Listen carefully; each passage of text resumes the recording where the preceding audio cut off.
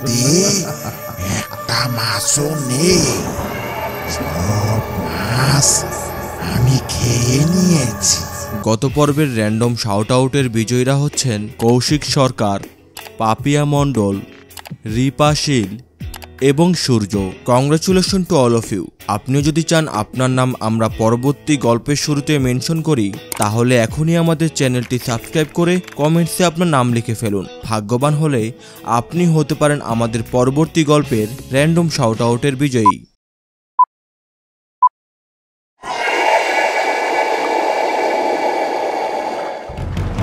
দাদা, এটা কিসের শব্দ? চুপ করে বসে থাকুন দাদাবাবু। প্রাণের মায়া থাকলে কোনো কথা বলবেন না। আমি চুপ করে বসে রইলাম। খানিকক্ষণ বাদে আবার সেই শব্দটা, একটা ভয়ঙ্কর অতি অমানবিক শব্দ, যেন সাক্ষাৎ নরক থেকে ভেসে আসছে শব্দটা। আমি আবারও মাঝিকে জিজ্ঞেস করলুম, দাদা, আবারও সেই শব্দটা, কোথা থেকে আসছে এই শব্দ?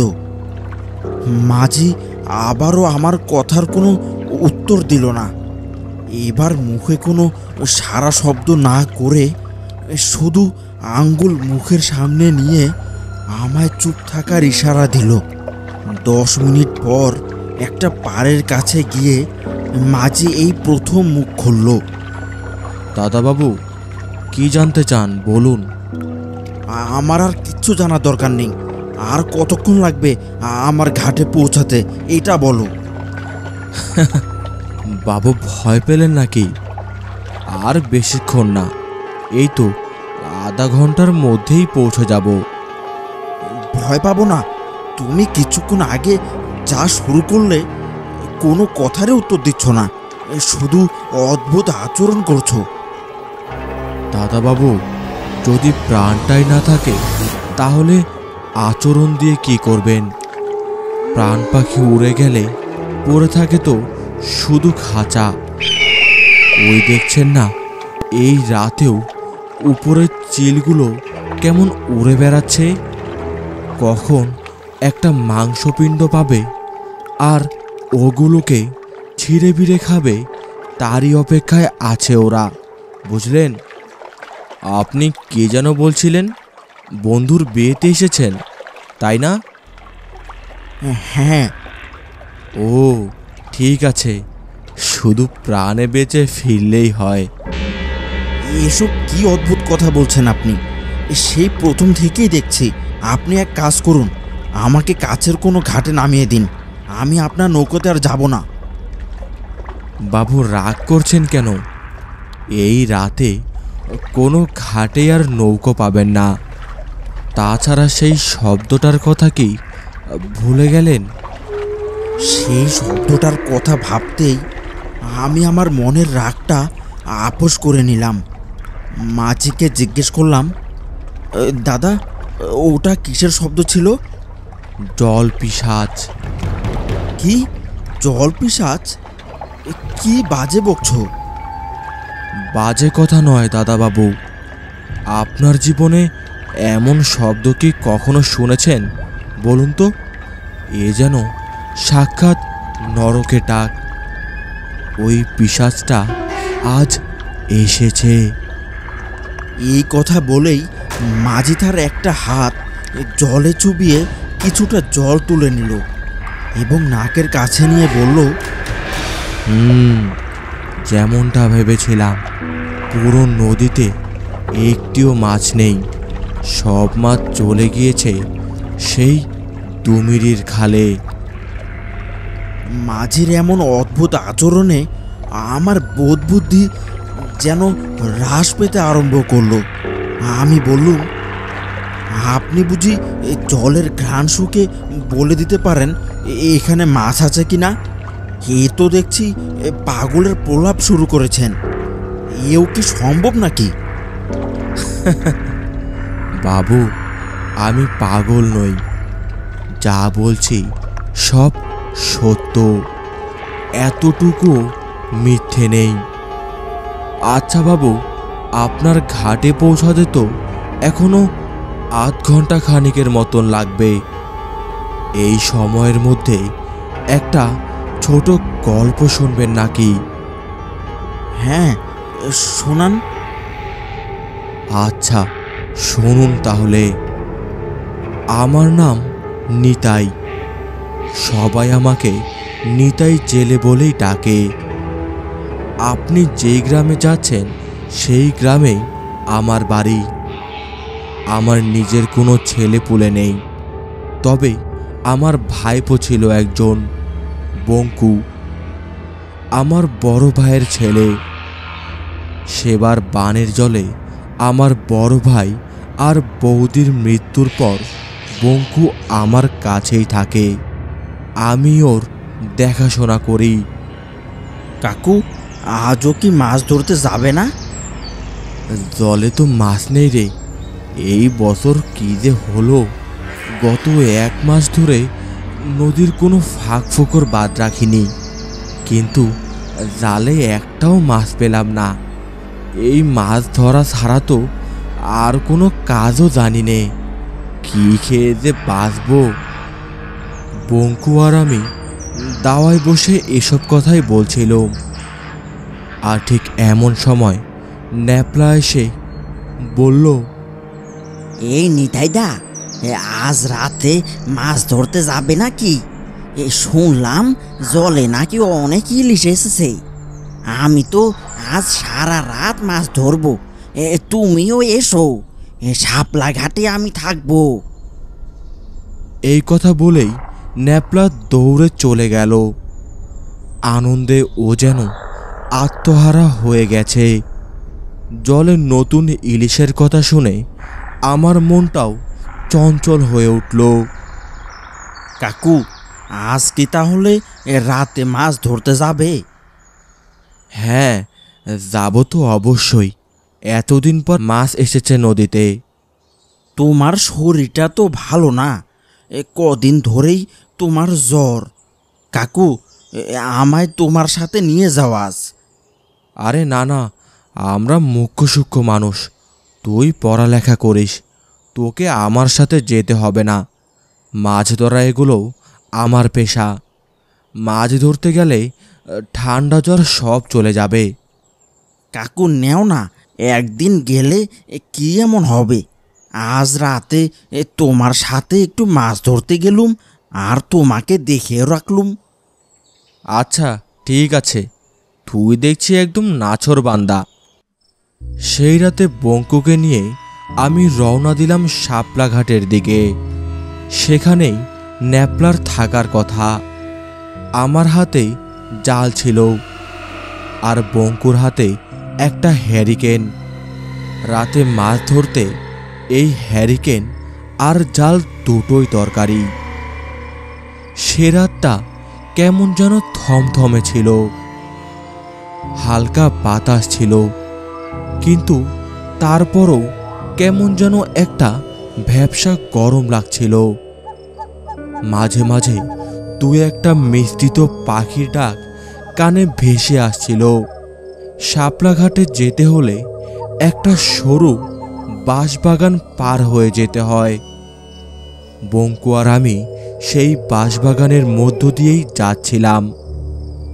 হঠাৎই নাকে একটা ভয়ঙ্কর গন্ধ ভেসে আসছিল। গন্ধটা হলো একটা পাঁঠার গন্ধ। কিন্তু গায়ে কাটা দিল এটা ভাবতেই যে আশেপাশে 4 কিলোর মধ্যে একটি বাড়ি ঘরও নেই। তাহলে এই পাঁঠার গন্ধ আসলো কোথা থেকে? কাকু, ন্যাপলা কাকু।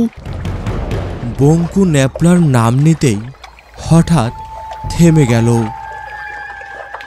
আমি ওর দিকে চাইতেই আমার মাথায় যেন একটা মুগুরের আঘাত লাগলো। হঠাৎই মনে পড়ল, ন্যাপলা তো আজ থেকে 5 বছর আগে সাগরে মাছ ধরতে গিয়ে জলে ভেসে যায়। তাহলে আজ যে ন্যাপলা এসেছিল সে কে ছিল? ইলিশ মাছের কথা শুনে আনন্দে আত্মহারা হয়ে আমি ভুলে গিয়েছিলাম ন্যাপলার কথা। কাকু, ওটা কে ছিল? আরে এসব কিছু না, আমরা যে কাজ করতে এসেছি এই কাজই করি, চল। বিষয়টাকে ধামাচাপা দেওয়ার সর্বাত্মক চেষ্টা করলাম আমি। হ্যাঁ রে, আমাদের নৌকাটা কোথায়? কাকু, ওই যে ওটা না?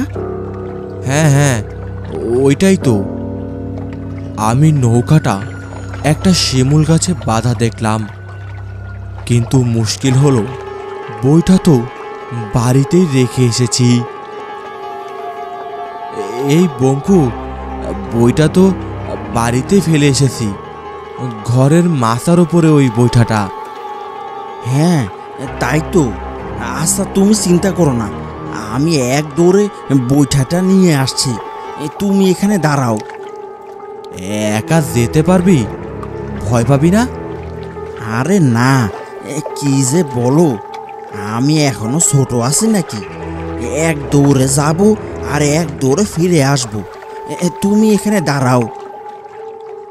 এই কথা বলেই বঙ্কু বাড়ির দিকে দৌড়াতে আরম্ভ করলো। ও চলে যেতেই আমার মনের ভেতরটা কেমন জানি কুগাইতে লাগলো। প্রায় আধা ঘন্টা পর বঙ্কু এক হাতে বইটা আরেক হাতে হ্যারিকেন নিয়ে অন্ধকার ভেদ করে আমার দিকে এগিয়ে এলো। কিরে, এত দেরি করলি কেন? আর বলো না, আসার সময় বাঁশ বাগানের রাস্তাটা গুলিয়ে ফেলেছিলাম, ওখানেই একটু দেরি হয়ে গেল। আচ্ছা চল, অনেক রাত হয়ে যাচ্ছে।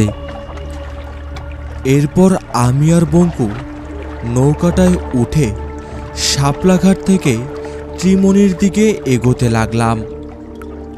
আমি নৌকা বাইছিলাম আর বঙ্কু জাল নিয়ে নৌকাতে বসেছিল। একটা জিনিস লক্ষ্য করলাম, বইটা নিয়ে আসার পর থেকে বঙ্কু তেমন কথা বলছিল না, একদম চুপচাপ বসে রইল। আরও একটা জিনিস লক্ষ্য করলাম, বঙ্কুর শরীর থেকে ওই পাঠার গন্ধটা আসছে, তীব্র গন্ধ। আমি ঠিক কিছু বুঝতে পারছিলাম না। ধারণা করলাম হয়তো সেই বাঁশবাগান দিয়ে আসার জন্যই ওর শরীর থেকে গন্ধটা করছে। বেশ কিছুক্ষণ পর আমরা ত্রিমণির কাছাকাছি পৌঁছে গেলাম। নতুন ইলিশগুলো এখানেই বেশি পাওয়া যায়। বঙ্কু, তুই এসে নৌকার পাল্টা ধর, আমি জাল দিয়ে কয়েকটা খেও দেই, দেখি আজ কপালে কোনো মাছ ধরে কিনা। আর ঠিক এমন সময় একটা অদ্ভুত ঘটনা ঘটল।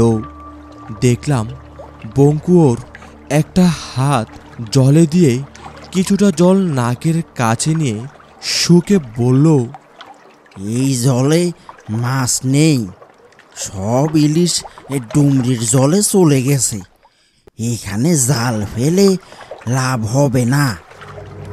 বঙ্কুর এমন কথা শুনে আমি যেন অবাকই হলাম। বঙ্কু আজকের আগে কখনোই এই নদীতে মাছ ধরতে আসেনি, তার উপর ও কিনা জল শুকেই বলে দিচ্ছে এখানে মাছ আছে কিনা। আমি বললাম, এই ছোকরা, তুই আজকের আগে জীবনে একদিনও এই নদীতে মাছ ধরতে আসিসনি, আর এখন কিনা তুই জল শুকেই বলে দিচ্ছিস এখানে মাছ নেই। চুপ করে বসে থাক, এদিকে এসে পাল্টা ধর, মাছ থাকলে এখানেই থাকবে। এই ত্রিমণির জলে অনেক সবুজ শ্যাওলা থাকে, নদীতে মাছ থাকলে এখানে মাছ আসবেই। এই কথা বলে আমি জালটা গুছিয়ে জলে ছেড়ে দিলুম। তারপর কিছুক্ষণ অপেক্ষা করতে লাগলাম। বঙ্কুর দিকে চেয়ে দেখলুম ও জলের দিকে এক ধ্যানে তাকিয়ে রয়েছে, চোখের পলক যেন ফেলছিল না সে। ওকে দেখে মনে হচ্ছিল ওর কথা না শুনে এখানে জাল ফেলেছি বলে ও যেন মোটেও খুশি হয়নি। রেগে যেন ফেটে পড়ছে। জাল ফেলে ঘণ্টাখানিক পর যখন শত আশা নিয়ে উঠালাম, একটা মাছও পেলাম না। শুধু কয়েকটা শুকনো পাতা আর শামুকই পেলাম। বঙ্কুকে দেখলাম, ওর মুখের কোণে একটা হাসি লেগে রয়েছে। ওকে দেখে আমার কেমন যেন অদ্ভুত লাগছিল। এ আমি কোন বঙ্কুকে দেখছি? ও বলল, তোমায় আমি বলেছিলুম না এখানে মাছ নেই? আমার কথা শুনলে না তো? আমার কথা শুনো, নৌকা ঘুরিয়ে ডুমরির চরে নিয়ে চলো, সব মাছ ওইখানে চলে গেছে। তুই এসব কিভাবে জানিস? উত্তর দে। এত জেনে কি করবে? মাছ চাও তো জলদি ডুমরির চরে চলো। আমি নৌকা ঘুরিয়ে ডুমুরের চরের দিকে এগিয়ে যেতে লাগলাম। মনে হাজারো প্রশ্ন থাকা সত্ত্বেও বঙ্কুর কথা মতো ডুমুরের চরের কাছাকাছি যেতেই মাছের ছলাৎ ছলাৎ শব্দ আমার কানে ভেসে এলো। সেই 7 বছর বয়স থেকে মাছ ধরছি, কিন্তু সে রাতের মতন মাছের এমন তাণ্ডব আমার জীবনে দেখিনি। আমি দ্রুত ডুমুরের চরে সেই ঝোপে নৌকা নিয়ে আস্তে আস্তে এগোলুম। ওই জায়গাটা বড় বড় লতা পাতা আর গাছ দিয়ে ভরা। সাবধানে ওখানে গিয়ে জাল ফেলতেই জাল যেন ভার হয়ে গেল। জাল দ্রুত উঠিয়ে দেখতেই আমার চোখ যেন ছানা বড়া হয়ে গেল।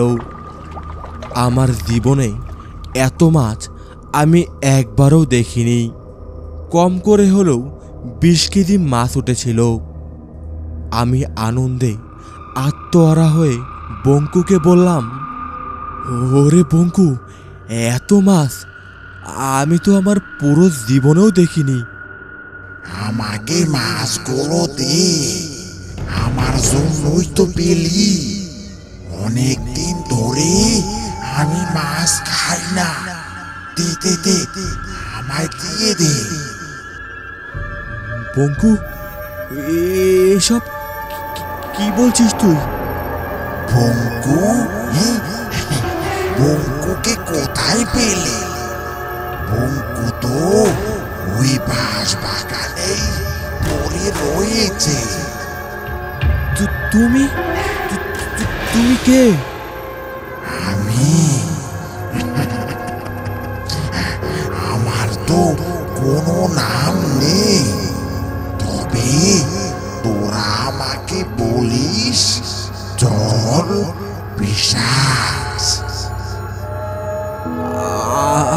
আমাকে ছেড়ে দাও, দরকার হয় মাছগুলো নিয়ে নাও, কিন্তু আমাকে ছেড়ে দাও, আমাকে ছেড়ে দাও।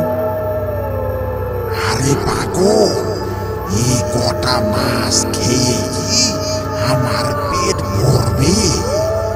এই মাছগুলো খাবো, তারপর তোর মাথা খাবো। তোর ভাইপো এখনো বেঁচে আছে, তোকে খেতে দে, নয়তো তোর ভাইপোর মাথা দে। আমি প্রাণের মায়ায় নদীতে একটা ঝাঁপ দিলুম। পাশের এক ঘাটে উঠে দৌড়ে সেই বাঁশবাগানে গেলুম।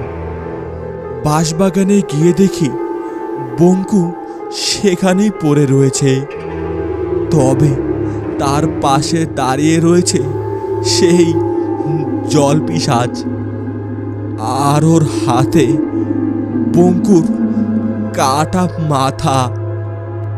কি এসব কি বলছেন? সন্ধ্যায় সন্ধ্যায় নেশা করেছেন নাকি? এসব কি উল্টো পাল্টা কথা বলছেন? উল্টো পাল্টা কথা নয়, একদম সত্য কথা। কোথায় সেই মাঝি? মুহূর্তেই দেখলাম বিভৎস রূপের এক জলপিশাচ আমার সামনে। এমন গন্ধ যেন পেট থেকে সব কিছু বেরিয়ে আসবে। এই এই তুমি তুমি কে? গল্পের সেই জল পিশাচ। নিচে চেয়ে দেখলাম একটা কলা গাছের ভেলায় আমি বসে রয়েছি। তার মানে এই মাঝি, এই নৌকা কোনো কিছুই কি ছিল না? সবই এই জল পিশাচের ফাঁদ। আমায় ছেড়ে দাও, আমি এখানে এসে বড় ভুল করেছি। আমি আর জীবনে এখানে আসবো না। তুমি আমায় মেরো না। মারবো না? তাহলে আমার খিদে মিটবে কি করে? এই মরা নদীতে একটা মাছও নেই। সব মাছ আমি খেয়ে নিয়েছি। এখন তো তোদের মাথায় আমার খাবার। গল্পটি ভালো লেগে থাকলে ভিডিওতে লাইক এবং চ্যানেলটি সাবস্ক্রাইব করে আমাদের পাশেই থাকুন।